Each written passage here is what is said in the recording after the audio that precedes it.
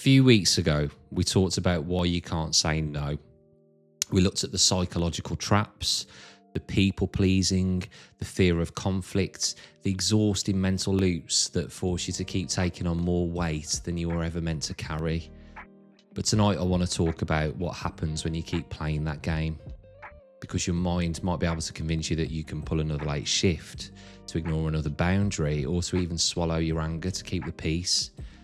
Your mind can lie to you, but your body can't.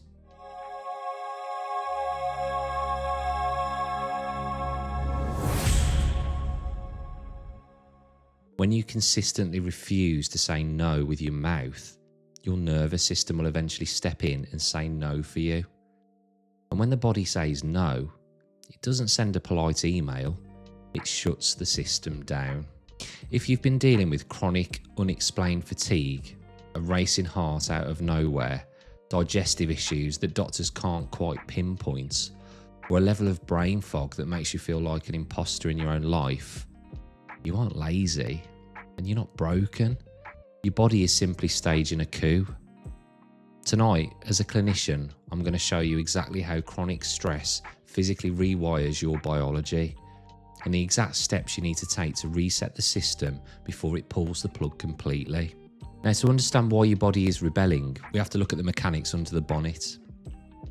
Every time you say yes to something that drains you, or every time you suppress your own needs to keep someone else comfortable, your brain registers that internal conflict as a threat. It doesn't matter that there isn't a saber-toothed tiger in the room. The amygdala, your brain's smoke detector, fires an alarm all the same. This triggers a cascade you've probably heard of as the HPA Axis. Now, we spoke about this last video, the Hypothalamus-Pituitary-Adrenal system. Your adrenals pump out cortisol and adrenaline. Your blood pressure rises. Your heart rate will increase. Your digestion will slow down. This is an elite system designed for survival. It's meant to last for 10 minutes while you run away from danger.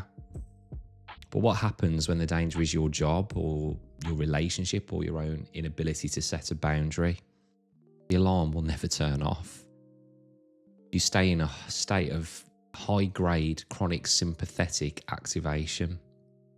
Weeks turn into months, months turn into years. Eventually, the brain realizes that the accelerator has been pinned to the floor too long and the engine is about to explode. So to save your life, the brain pulls the handbrake. This isn't a mental burnout. Your body enters what we call a dorsal vagal state, a state of immobilisation. You feel like you're walking through wet cement. The simple act of replying to a text message feels like lifting a car.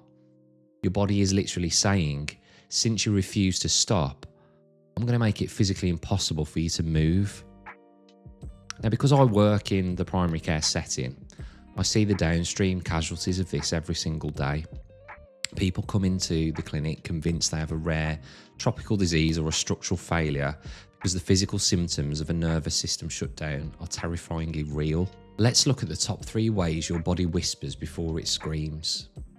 First, the gut-brain breakdown. When you're consistently running on adrenaline, your body diverts blood away from your stomach and intestines to feed your muscles. Now, if you do that long enough, your gut lining will weaken. Your motility slows down and you develop chronic bloating, acid reflux, or even IBS. You can change your diet all you want, but if your nervous system is in survival mode, your stomach will stay locked down. Secondly, the muscle armour. You ever notice that your shoulders are permanently glued to your earlobes? When you can't say no, your body stays braced for impact.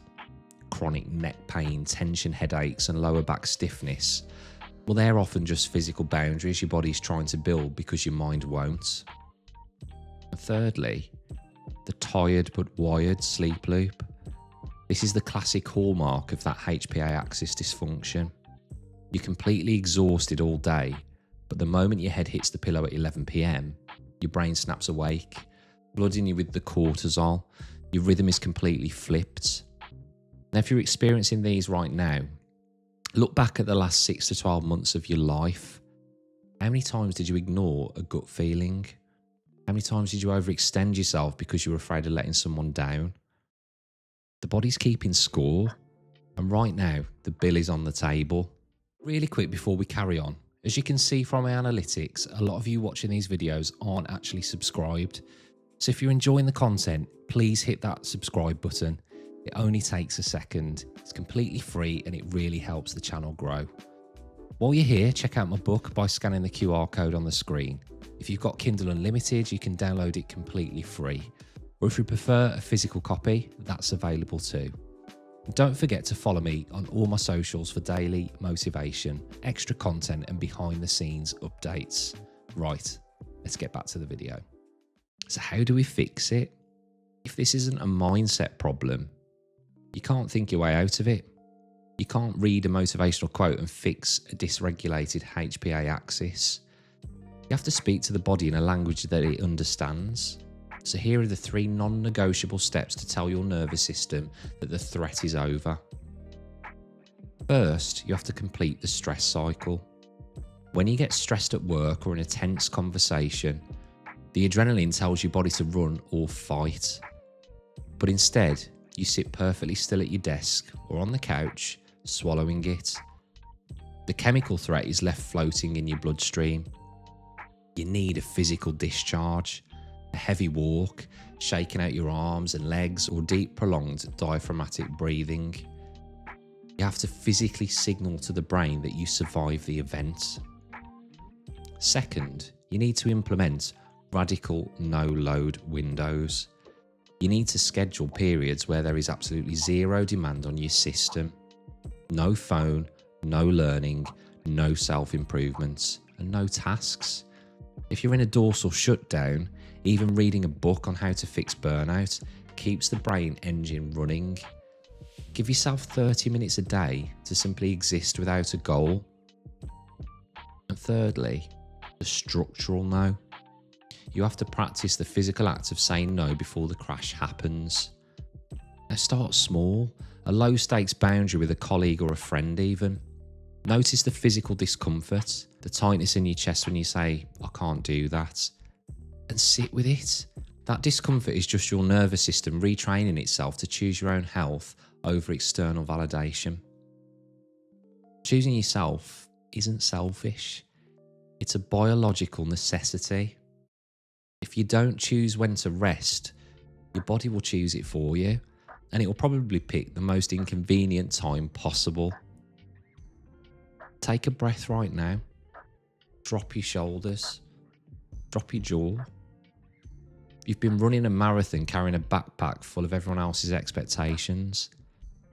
It's okay to put that bag down. In the next video, we're going to look at the final piece of this puzzle. The false identities and the stories we built around stress. How to discover who you actually are when you aren't constantly in survival mode. If this resonated, please subscribe and drop a comment with a physical symptom you've been ignoring. I'll see you in the next one. Stay grounded.